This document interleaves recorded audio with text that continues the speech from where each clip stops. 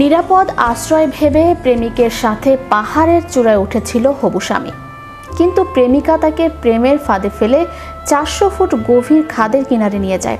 হঠাৎ পেছন থেকে এক ধাক্কায় 1 সেকেন্ডে নিচে তলিয়ে যায় তরতাজা এক জীবন। যে সম্পর্ক গড়ার কথা ছিল বিয়ের বন্ধনে, সেটাই রূপ নিল মৃত্যুর ফাঁদে।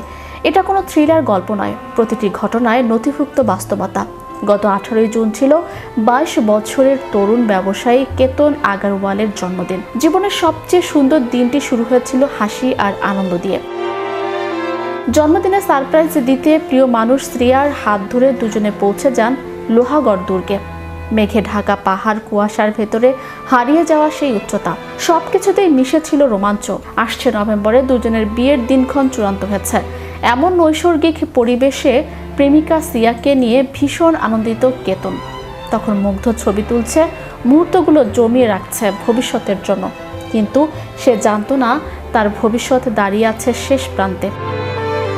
হঠাৎ পেছন থেকে এক ধাক্কা, মাত্র 1 সেকেন্ডের মধ্যে 400 ফুটের নিচে তলিয়ে যায় এক তরতাজা জীবন। কিন্তু এখানেই শেষ নয়, বরং তারপরে শুরু হয় সবচেয়ে ভয়ঙ্কর অভিনয়।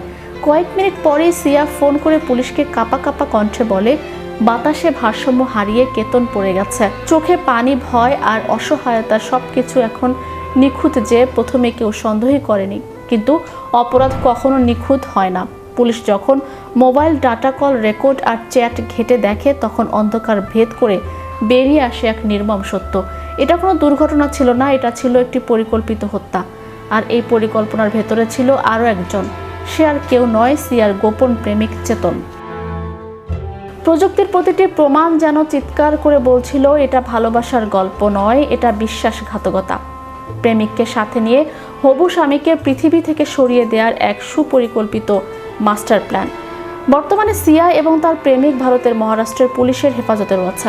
চাঞ্চল্যকর এই ঘটনার তদন্ত চলছে, আর এই ঘটনা আবারও মনে করিয়ে দেয় মানুষের সুন্দর হাসির আড়ালে লুকিয়ে থাকতে পারে সবচেয়ে ভয়ঙ্কর অন্ধকার।